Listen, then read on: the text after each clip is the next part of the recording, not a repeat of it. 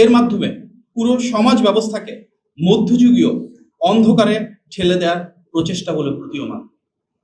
তিনি এর আগেও আল জাজিরার সঙ্গে সাক্ষাৎকারে নারীদের ক্ষমতায়ন প্রসঙ্গে নেতিবাচক মন্তব্য করেছিলেন।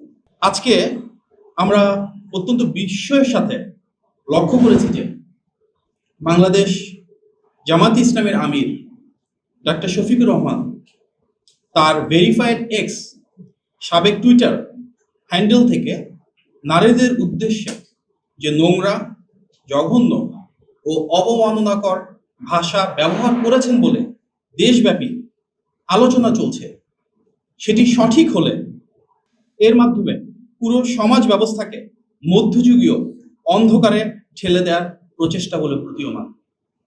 তিনি তার এক্স অ্যাকাউন্টের পোস্টে গতকাল তথা 31শে জানুয়ারি বিকেল 4:37 যা লিখেছেন তার একটি অংশ অনুবাদ করলে দাঁড়ায়, আমরা বিশ্বাস করি যে যখন মহিলাদের আধুনিকতার নামে ঘর থেকে বের করা হয় তখন তারা শোষণ, নৈতিক অবক্ষয় এবং নিরাপত্তাহীনতার মুখোমুখি হয়।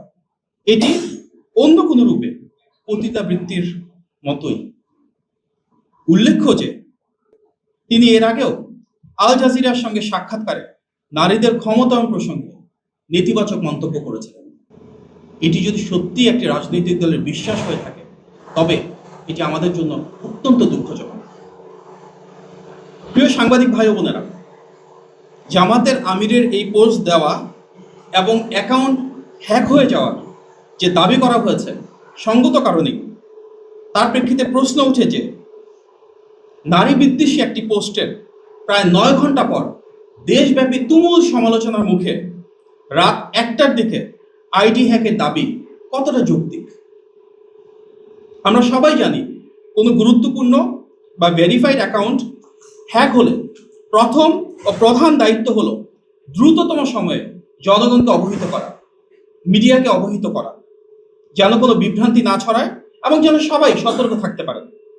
কিন্তু এখানে দেখা গেল সেই বিকেল প্রায় 4:30টার দিকে যে পোস্ট, সেটা জনগণের মধ্যে ক্ষোভ ছড়িয়ে পড়ার অনেক পরে হ্যাকিংয়ের দাবি তোলা হলো। এতে স্বাভাবিকভাবে প্রশ্ন উঠেছে এই দাবিটা আদৌ কতটা বিশ্বাসযোগ্য। এমনকি উক্ত সময়ের মধ্যে জামাত আমিরের ফেসবুক অ্যাকাউন্ট থেকে কিন্তু আমরা দেখেছি অনেকগুলো পোস্ট হয়েছে নির্বাচনী প্রচারণার, কিন্তু সেই এক্স অ্যাকাউন্ট যে হ্যাক হয়েছে এ নিয়ে একটি পোস্টও আমরা দেখিনি। এক্সট্রিম মশার কয়েল প্ল্যান্ট ফাইবার দিয়ে তৈরি, ডেঙ্গু, চিকুনগুনিয়া বাহি সহ যে কোনো মশার বিরুদ্ধে দেয় এক্সট্রিম সুরক্ষা। পরবর্তীতে আমরা লক্ষ্য করেছি যে তারা গভীর রাতে 3:30 অনেকটাই ভোর রাত, যখন হাতিরঝিল থানায় একটি সাধারণ ডায়েরি বা জিডি করতে গিয়েছেন, সেখানে স্পষ্টভাবে তারা উল্লেখ করেছেন বিকেল 4:55 অ্যাকাউন্ট হ্যাক হওয়ার বিষয়টি তারা জানতে পেরেছেন। যদি তাই হয়ে থাকে তাহলে এই দীর্ঘ সময় তারা কেন জাতির সামনে সেটি উন্মোচন করেননি এবং প্রায় 12 ঘন্টা পরে কেন জিডি করতে হলো, যখন সারা দেশে মানুষ সংক্ষুব্ধ হয়েছেন? এই বিলম্বের আদৌ কি কোনো যৌক্তিক ব্যাখ্যা রয়েছে?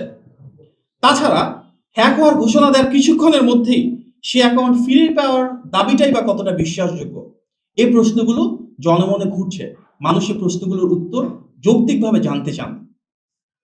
আমরা স্পষ্টভাবে বলতে চাই, আমরা সর্বদা নারীদের ব্যক্তিগত স্বাধীনতা, সম্মান ও সম অধিকারের পক্ষে। এই ধরনের ভাষা ও মানসিকতা কোনো সভ্য সমাজে কোনোভাবে গ্রহণযোগ্য হতে পারে না। এটি প্রকাশ্যেই নারী বিদ্বেষী মনোভাবের বহিঃপ্রকাশ। আমরা যদি এটি সত্যি হয়ে থাকে তীব্র নিন্দা এবং ধিক্কার জানাই। দুঃখজনক হল সত্য, এই রাজনৈতিক দলটির জন্য এটি নতুন কোনো আচরণ নয়। এর আগেও কিন্তু আমরা দেখেছি এই দলের একজন নেতা ঢাকা বিশ্ববিদ্যালয়ের শিক্ষার্থী বোনদের উদ্দেশ্যে ঠিক একইভাবে অশালীন শব্দ ব্যবহার করেছিলেন। আমরা দেখেছি এই দলের প্রধান স্বয়ং প্রকাশ্যে নারীদের জন্য কর্মঘণ্টা কমিয়ে আনার মতন পশ্চাৎপদ বক্তব্য দিয়েছেন। উল্লেখ্য যে দলটি মুখে মুখে ইনসাফ কায়েমের কথা বলে বেড়ায়, কিন্তু একটি আসনেও তারা সংসদ সদস্য হিসেবে কোনো নারী প্রার্থীকে মনোনয়ন দেয়নি। বাংলাদেশের জনসংখ্যার অর্ধেকের বেশি নারী, অথচ একজন সংসদ সদস্য প্রার্থীও নেই এই দল থেকে যিনি নারী। এই বিষয়টি নিশ্চয়ই নারীদের প্রতি ওনাদের হীন মনোভাবের বহিঃপ্রকাশ।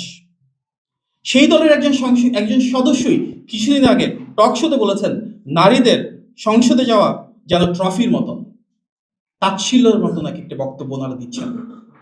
আমরা দেখলাম এই দলটি প্রকাশ্যে বারবার ঘোষণা দিয়েছে তাদের দলের প্রধান পদে নারী কখনোই আসতে পারবেন না, অথচ তাদের নারীরাই বাড়ি বাড়ি গিয়ে নির্বাচনী আচরণবিধির লঙ্ঘন ঘটিয়ে এনআইডি কার্ড এবং বিকাশ নম্বর সংগ্রহ করছেন। এটা কি ধরনের ইনসাফ? আমরা আরো দেখেছি এই দলের সঙ্গে নির্বাচনী জোটে যুক্ত থাকার কারণে জোটভুক্ত বিভিন্ন রাজনৈতিক দলের বহু নারী নেত্রী পদত্যাগ করতে বাধ্য হয়েছেন, কারণ তারা অবমাননার শিকার হয়েছেন। অনেকেই প্রকাশ্যে ক্ষোভ ও হতাশা প্রকাশ করেছেন। যারা জোটবদ্ধ হয়ে নির্বাচন করছেন তারাও অনেকেই স্বীকার করেছেন যে দলটির কারণে তারা নানাভাবে বাধার সম্মুখীন হচ্ছেন।